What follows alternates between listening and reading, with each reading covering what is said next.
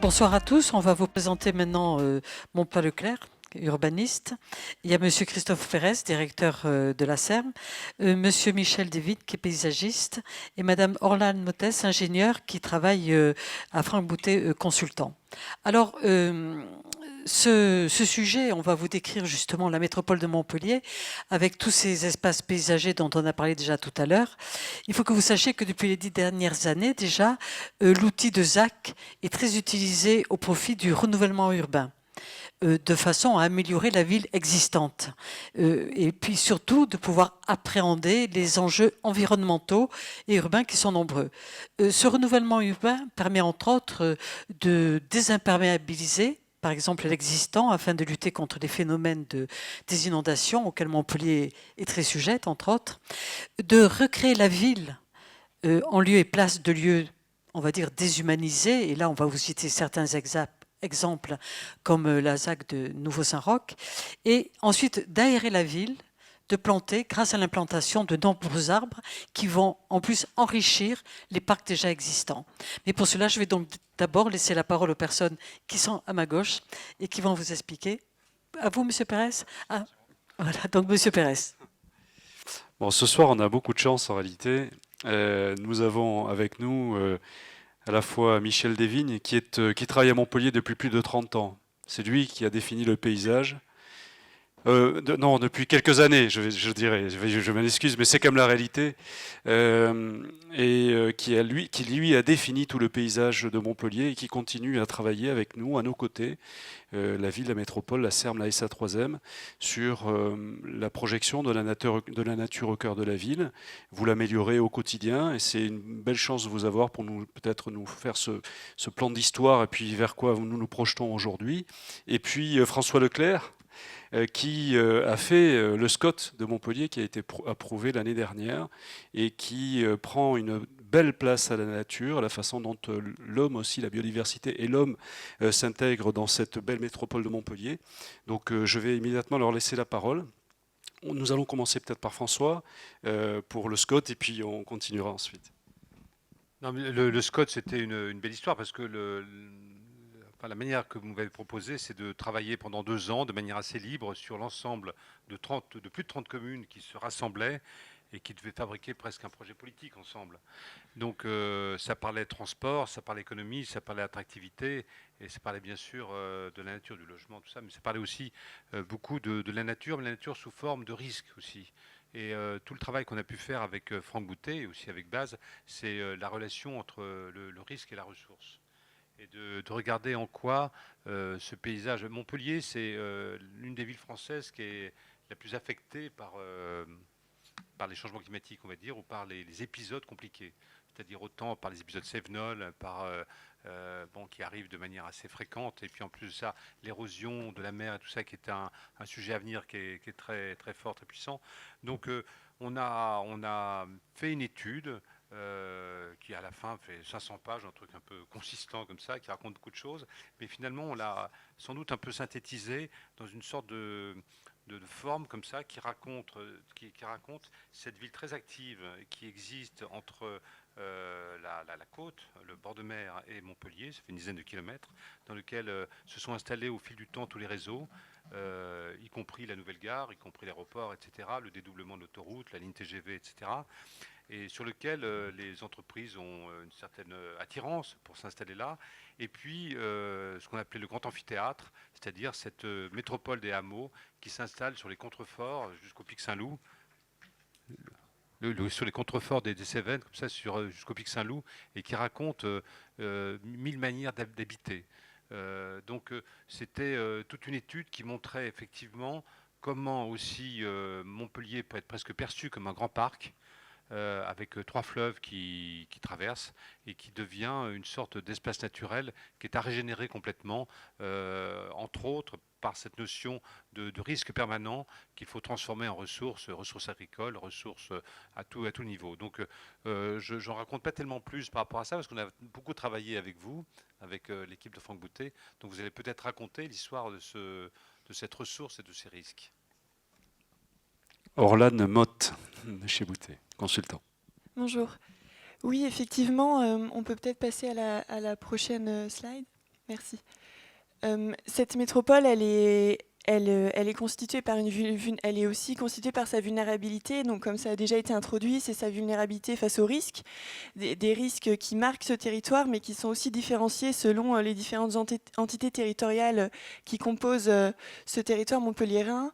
On peut citer par exemple les territoires de garrigues qui sont plutôt soumis à la menace des feux de forêt, qui risquent qu'on doit maîtriser, notamment face à l'allongement et à l'augmentation de la fréquence des vagues de sécheresse attendues avec le changement climatique. À l'inverse, la plaine agricole et habitée qui sont plutôt soumis à des risques de diminution de la ressource en eau, de questions de qualité de l'air, l'urbain dense soumis au phénomène d'îlots de chaleur urbain et au risque d'inondation. Et enfin, ce littoral qui hérite de tout cet aval en exutoire de tous les écoulements d'eau sur le territoire. Donc vraiment un enjeu de maîtrise du risque inondation et également soumis au risque de submersion marine. Finalement, ces risques, ils sont différenciés selon les différentes entités territoriales. Donc ça demande une gestion contextualisée, mais également le partage d'une vision commune territoriale, c'est-à-dire la philosophie de prendre ce territoire comme un écosystème autonome. Merci. Cet écosystème autonome qui est façonné par sa topographie, par son climat et ses conditions météorologiques, avec l'apparition de caractéristiques de ces épisodes cévenols qui sont résultant de la confrontation d'un vent chaud et humide en provenance de la mer en contact avec les vents froids des montagnes, qui provoquent ces épisodes cévenols et qui génèrent sur le territoire des enjeux de maîtrise notamment du risque inondation essentiels, et où la nature et notamment les stratégies d'aménagement ont un impact et ont un rôle à jouer dans la maîtrise de ces enjeux environnementaux.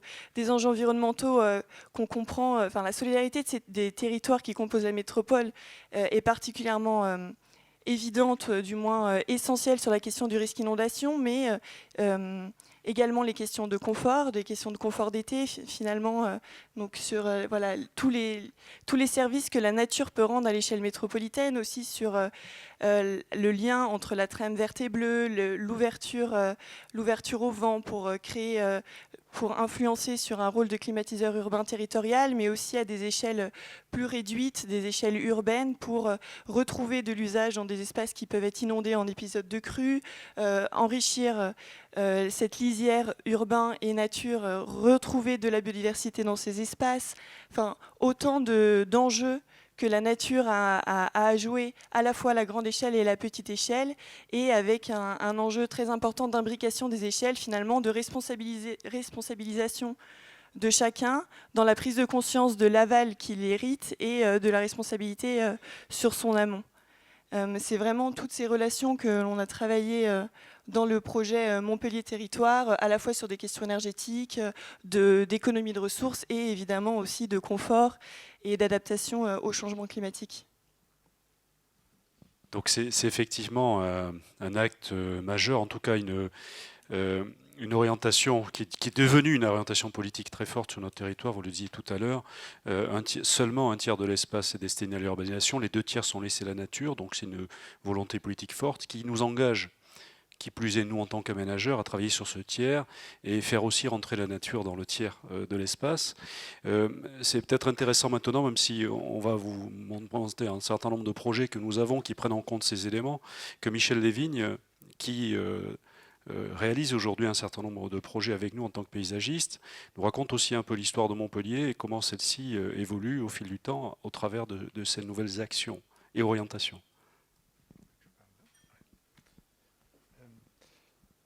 Alors, en fait, notre présentation est organisée de telle sorte que je parlerai de la grande échelle et de l'histoire plutôt dans une deuxième partie, et on va commencer plutôt par un petit projet. Cela dit, c'est intéressant tout de même. Peut-être, au fond, c'est peut-être un peu technique, mais je crois qu'on a affaire à des professionnels, donc ça vaut la peine d'en parler. On a mis au point, et on le verra encore une fois dans un deuxième temps, des stratégies à très grande échelle sur l'ensemble du développement est de la ville, qui du coup ont donné une sorte d'écriture, de langage, de procédure, de manière de faire. Et Là, je vais vous montrer au contraire un tout petit projet qui est relativement détaché de ce dont je parle là. Et ça pose parfois la question j'en profite, c'est peut-être un peu théorique, mais moi, je trouve important. Dans notre métier, depuis une trentaine d'années, on a tenté justement de prendre beaucoup de recul et de penser qu'il fallait avoir une vision très large pour connaître toutes les réponses, toutes les manières de faire. Une vision relativement d'échelle géographique dont on avait la conviction qu'elle déterminait ensuite tous les choix. Et en travaillant sur certains territoires, j'ai compris, un peu tard certes, mais finalement quand même, que notre façon de travailler ne peut pas être homothétique. C'est-à-dire ce qui est vrai en grand n'est pas nécessairement vrai à d'autres échelles. Et ce qui n'exclut pas qu'il faille regarder large pour répondre localement. Mais il n'y a pas ce caractère déductif et homothétique. C'est peut-être un peu abstrait ce que je dis. Donc on va regarder. Tout ça pour dire que là, on va avoir un petit projet et qui a en réalité son autonomie.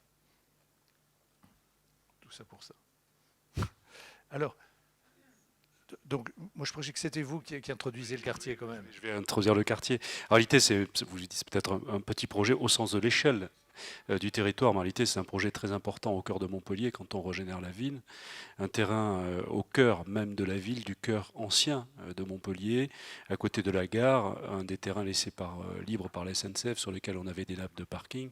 Eh bien, nous allons, sur ces 15 hectares, totalement aménagé et reconquérir, réinvestir, et réaliser un projet d'aménagement, celui de la mixité urbaine, dans lequel il y a des logements, avec toute cette mixité, je disais tout à l'heure, loger tous les habitants, quel que soit leur niveau de revenu, logement social, logement abordable, logement libre, mais également des bureaux le long de la gare, ces bureaux qui sont très spécifiques, on a plutôt du coworking, des bureaux de centre-ville à destination plutôt de nos jeunes start-up qui ont l'habitude d'être au cœur de la ville et qui lui font aussi sa qualité, son animation.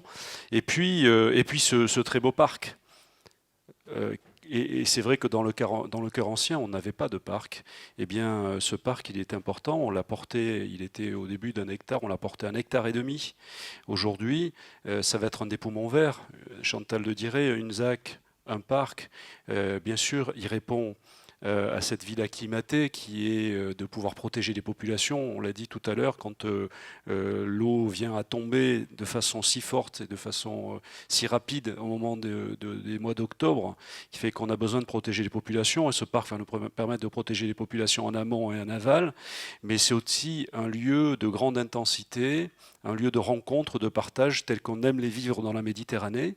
Eh bien, ce projet, nous le concevons, il est déjà bien avancé d'ailleurs. La moitié du parc a été livré. Donc à vous, Michel.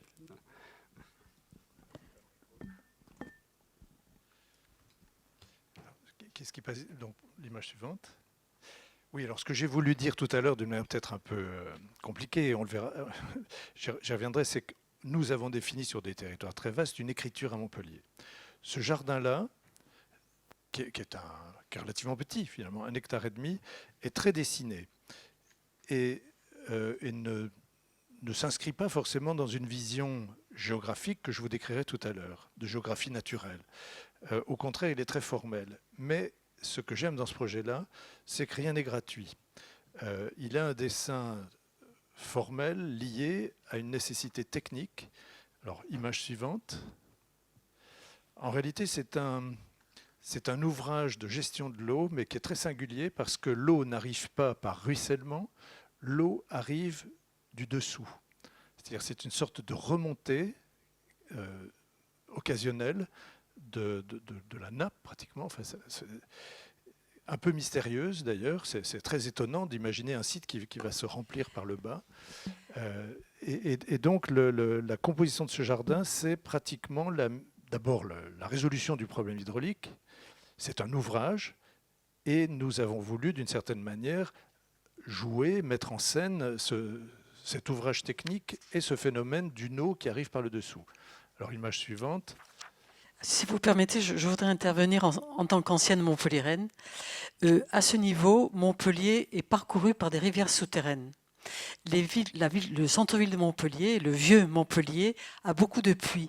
Et cette rivière souterraine a inondé beaucoup de parkings lorsque l'eau monte.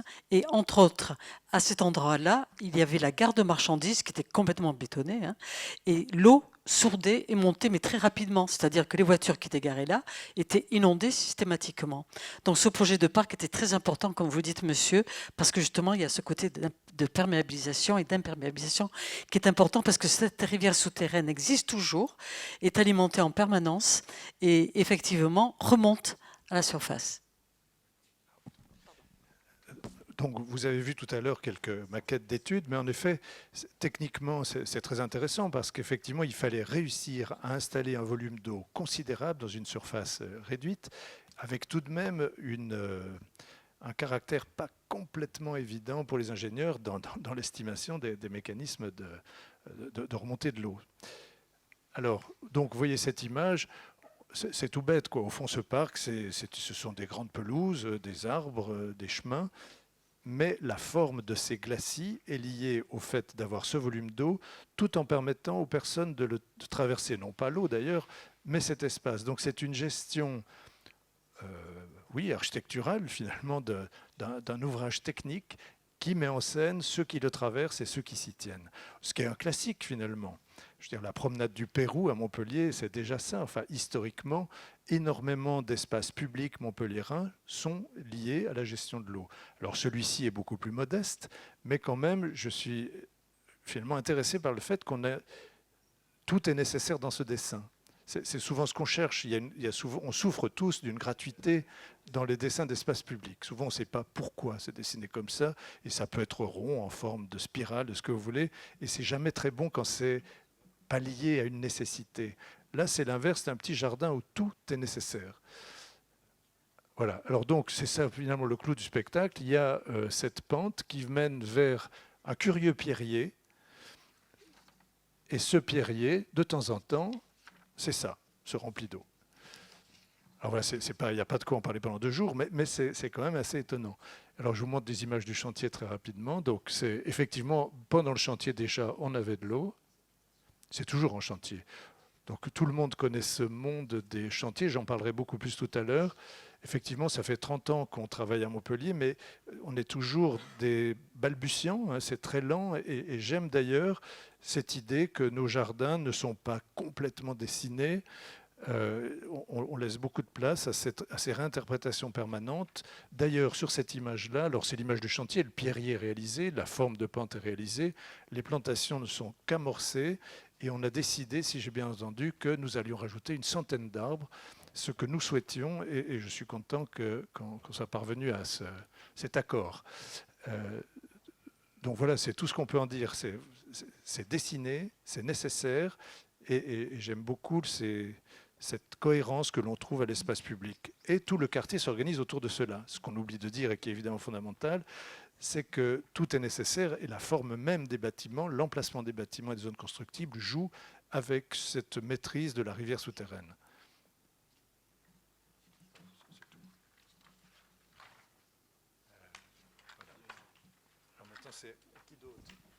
Allez, on continue sur les différents projets. On disait tout à l'heure une ZAC, un parc. On va passer très rapidement sur les images. On voit la carte juste avant, si tu veux, Cédric, où on voit tous les quartiers qui sont en cours de développement, qui soient à l'intérieur de la ville ou un petit peu en expansion, en projetant toujours Montpellier vers la mer, avec un projet essentiel également pour Montpellier, c'est la ZAC Cambacérès. La ZAC Cambacérès, c'est ce projet urbain qui se situe entre Montpellier et la nouvelle gare TGV. Vous savez que ça a beaucoup défrayé la chronique, et d'ailleurs beaucoup de contestations sur le fait que la nouvelle gare TGV de Montpellier, pour certains, est tout à fait en dehors de la ville. Pour nous qui sommes aménageurs, eh bien, elle est tout à fait à l'intérieur de la ville, et même c'est même à l'entrée de ville. C'est celle que nous sommes en train de réaliser. Et c'est un endroit très important parce que, bien sûr, c'est la nouvelle gare, mais c'est aussi la nouvelle autoroute qui traverse Montpellier quand on vient de Paris pour aller en Espagne ou inversement. Et donc, pour nous, c'est essentiel parce que c'est la vitrine de Montpellier. C'est en 13 secondes sur le linéaire à 130 km/h. C'est l'image que l'on aura de Montpellier si on ne s'arrête pas. Alors, nous, ce qu'on voudrait, c'est qu'évidemment, on ait envie de s'arrêter. Donc l'enjeu urbain est tout à fait capital.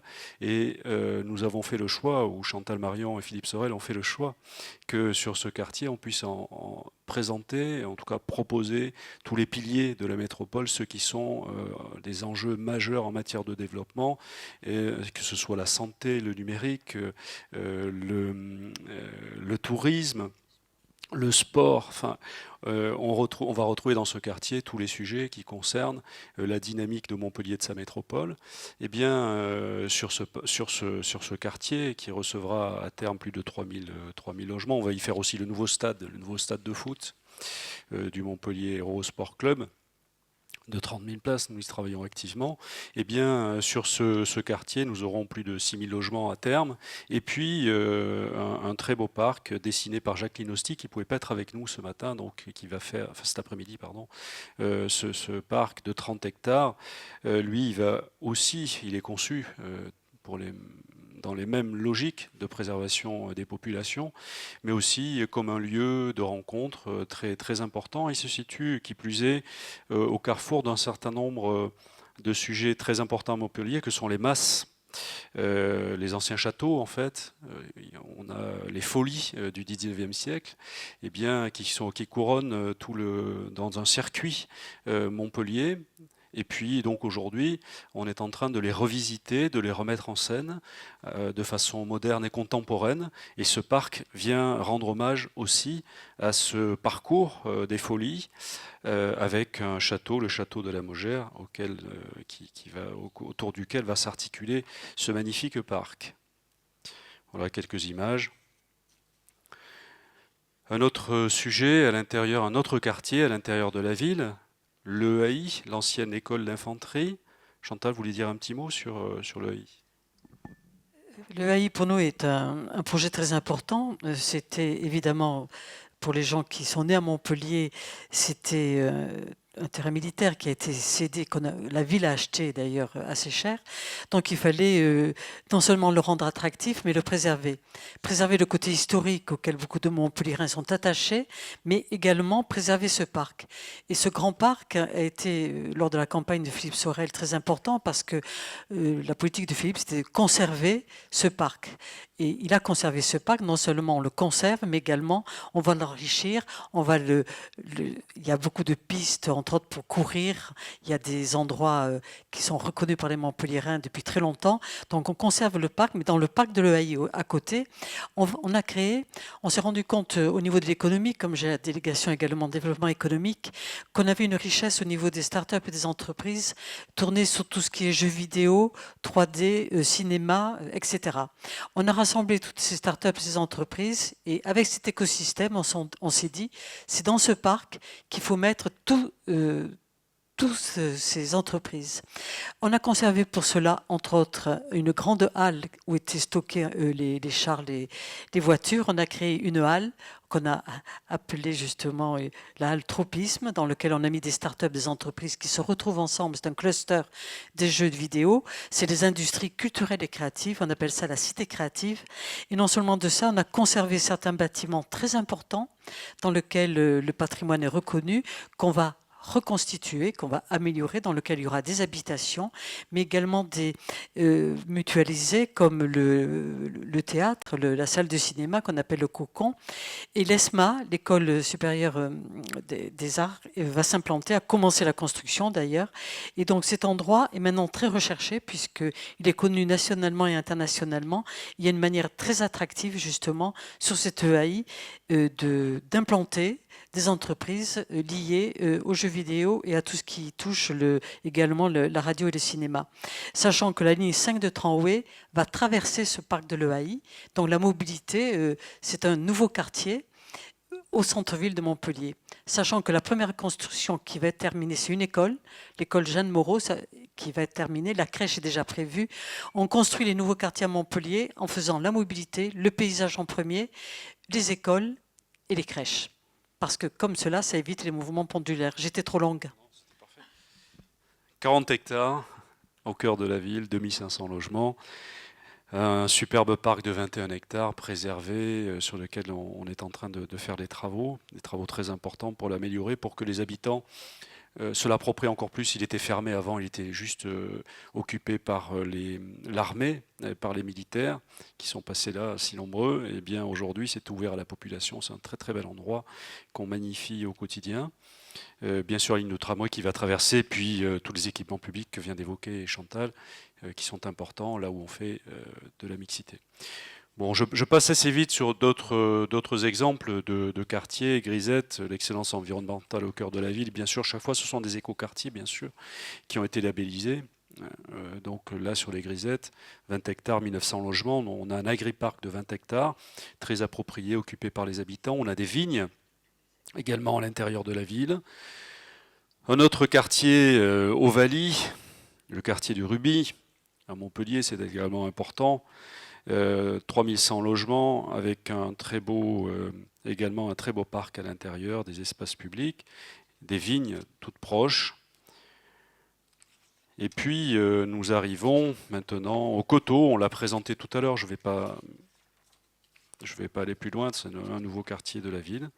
Et puis un autre quartier, Eureka, on évoquait tout à l'heure, le quartier de la Smart City, un des premiers quartiers de la Smart City de Montpellier, sur lequel on fait toutes les innovations, qu'elles soient nature, mais aussi en lien avec l'intelligence artificielle, le numérique, les plateformes, je l'évoquais également, notre plateforme de service que nous mettons en place dans les semaines qui viennent sur nos quartiers.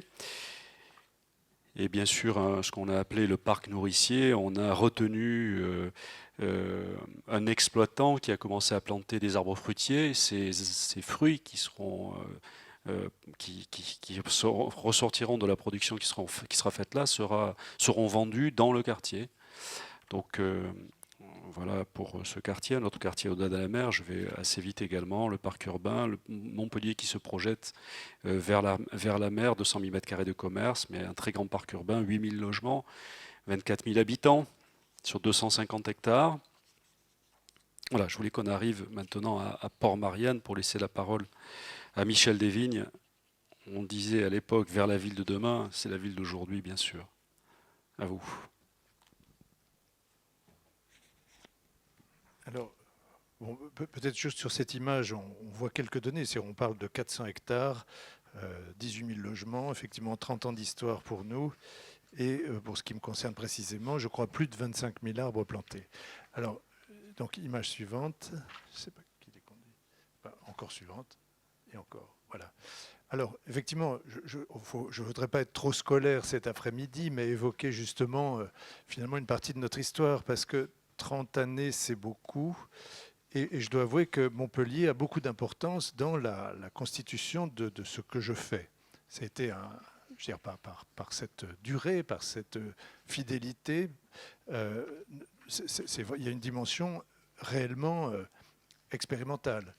Et je dois dire d'ailleurs qu'on est en train de faire un livre qui sortira en janvier avec Françoise Fromenot, ça fait plus de 3 ans qu'on le fait, qui est un ouvrage d'évaluation. Alors comme il y a Ariela Masbounji, j'en profite parce que Ariela nous a toujours dit, voilà, il y a un problème, c'est que dans vos métiers, il n'y a pas d'évaluation. C'est en matière d'urbanisme, bien sûr, mais pas non plus d'architecture de paysage à grande échelle. Il n'y a aucune discipline scientifique, j'imagine, qui ne pourrait exister sans évaluation. C'est impossible de faire un quelconque progrès si on ne comprend pas l'effet de ce que l'on fait.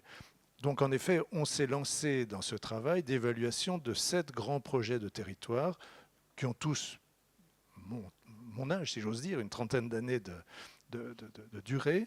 Et Montpellier est vraiment au cœur de ce dispositif parce que justement, il y a eu cette occasion assez extraordinaire, très pragmatiquement, d'agir pendant 30 ans. Et du coup, je veux parler un peu de ce qu'on a compris à propos de Montpellier. Alors sur cette première image, au fond, ça c'est une chose qui s'est faite avec Christine Lanlouki, avec qui j'étais associé à ce moment. C'était en 1991. Et c'est la transformation de l'entrée de ville. Alors c'est important qu'on se le dise quand même, c'était pas rien. En 1990, jeunes professionnels, nous dénoncions les entrées de ville françaises dont on assistait à la transformation rapide, liée d'une part à la loi de décentralisation, d'autre part à l'action de M. Lérite, directeur des routes, qui avait décidé qu'aucun point du territoire ne serait distant de plus de 50 km d'une autoroute. Donc autoroute à péage, zone de chalandise, et on a tous assisté à cette dévastation. Et Montpellier aurait pu avoir son entrée de ville française des années 90. Ce n'est pas ce qui s'est passé, parce qu'il y a eu un concours d'architecture. Il y a aussi le fait, et votre maire le rappelait dans des conférences que nous avons partagées récemment, que grâce à Raymond Dugrand, un adjoint professeur d'université, il y a eu une maîtrise foncière à Montpellier exceptionnelle, donc vous maîtrisiez vos sols, ce qui nous a permis de concevoir cette entrée de ville où il s'agissait de passer de 2 voies à 2 fois 2 voies, comme un parkway, j'ignorais que ça existait à l'époque, mais on s'était beaucoup inspiré tout simplement de la Grande Motte d'une part et de Léour à Rome d'autre part. Donc c'était 2 exemples avec un peu de temps entre eux qui nous ont permis d'imaginer qu'on pouvait d'une part faire non pas 4 voies, mais 2 fois 2 voies très séparées et de se débrouiller pour planter sous forme de coulisses 24 000 pins parasols. Alors comme à Montpellier, les choses sont très simples et concrètes. Georges Frêche, à l'époque, a identifié que la compagnie du Baronne possédait une pépinière que des Hollandais voulaient racheter. Il s'en est emparé et on a pu planter 24 000 pins parasols, pardon, 14 000 pins parasols. D'ailleurs, j'ai retrouvé hier des photos anciennes. Au début, ce n'était pas grandiose, hein, il faut avouer. Ça ne l'est toujours pas, d'ailleurs, très honnêtement, parce que 25 ans, c'est rien, quoi. C'est dans l'image suivante. Pardon, enfin, vous avez vu la plantation à l'origine, c'était 24 000 arbres très petits, grâce encore une fois à une vision extrêmement pragmatique. Si tout s'était passé dans les règles, s'il avait fallu faire un appel d'offres de pépinières, etc., ça n'aurait peut-être jamais existé. C'est maîtriser le foncier, avoir cette vision physique, un goût du chantier, un goût de la transformation qui se matérialise de cette manière très concrète. C'est très important de le souligner. Il y a beaucoup de gens qui se satisfont de grands plans. Si on parle d'évaluation, beaucoup de grands projets sont une image qui satisfait l'intelligence et qui ne se concrétise jamais. C'est l'inverse à Montpellier. Peut-être on peut même reprocher parfois une certaine fougue, mais c'est fondamental, je crois. Du coup, c'était assez modeste. Voilà, 14 000 pins. On ne sait pas très bien comment ce sera géré tout à fait jusqu'au bout. Il n'y avait pas de séparateur, par exemple. Il y a eu beaucoup de risques pris, même techniques. Et c'est encore très jeune, mais effectivement, elle a la Grande Motte aujourd'hui, qui a 30 ans de plus. 30 000 pins. Nous, c'était 14 000 hein, quand même, c'était pas nul. Hein. Pierre Pillet, le paysagiste, toujours vivant, tu dis, dans les Cévennes.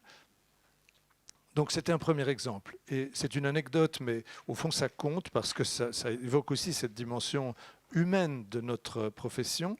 Quand on a fait ceci, moi j'avais dit à Georges Fraisse, et il l'a souvent d'ailleurs utilisé dans des textes et dans des parutions, je lui ai dit, mais vous, monsieur le maire, vous avez les moyens de dessiner le territoire autour de votre ville. Jeune professionnel, je voyais qu'il était physiquement et techniquement facile d'organiser en effet le paysage autour de la ville, ce que personne ne fait jamais en réalité, même si on le dessine. Et il nous a pris au mot, il a dit, bah oui, allez-y. Et évidemment, on ne savait absolument pas comment faire. Et les limites étaient d'ailleurs ce qu'elles étaient. Un plan existait, grosso modo celui-ci, dessiné par, alors là c'est un blocage intellectuel horrible, par votre architecte Bofill, Ricardo Bofill. Donc très honnêtement, ce n'était pas le plan dont on rêvait, mais il existait. Et le jeu que nous avons suivi, c'est de se dire, voilà, sur cette trame d'espace public prédéfinie, qui d'ailleurs en réalité s'inscrivait assez bien dans le parcellaire. À l'époque, nous n'aimions pas ce dessin de Ricardo Bofill, mais en réalité, il était très intelligent par rapport au parcellaire existant, par rapport à des structures qui avaient vraiment un sens. Et au fond, vous le verrez petit à petit, mais on a défini des règles assez simples. Ceci est ce schéma sert de plan et est toujours appliqué fidèlement à Montpellier par tous les auteurs. Un carré correspond à 1 hectare, c'est quand même pas petit. Et tout simplement, on a vu que dans une direction plus ou moins nord-sud, il y a des rivières et que le long de ces rivières, il y a une flore particulière et une écriture particulière. C'est plutôt naturaliste. À l'inverse, dans une direction est-ouest, donc horizontale sur le plan, ce sont des structures plutôt agraires, plutôt liées à des haies qui protègent du vent. Et là aussi, c'est une autre palette, ce sont d'autres formes. Et l'idée de se dire que partout, on applique cette règle à chaque échelle, toujours fidèlement, fait qu'aujourd'hui, effectivement, 25 000 arbres ont été plantés et qu'il me semble qu'il y a une lisibilité. On a, il y a quelques années, fait ensemble une visite avec des maîtres d'ouvrage et maîtres d'œuvre nationaux. J'ai toujours peur de montrer ça parce qu'au fond, c'est jeune, ce n'est pas très défini, ce ne sont pas des beaux parcs, ce ne sont pas encore des beaux parcs. C'est un territoire en mutation et pour autant, je pense qu'il commence à exister et que sa cohérence est lisible. Et c'est ça qui m'intéresse, c'est ça que l'on décrit dans le livre avec Ariela Masbounji, c'est il y a un système de cohérence que l'on tient d'une manière très fidèle et cette cohérence a du sens parce qu'elle s'inscrit dans une géographie naturelle et dans une histoire agraire. Très simplement, on ne fait que transposer ce qui était là à une nouvelle échelle avec d'autres moyens.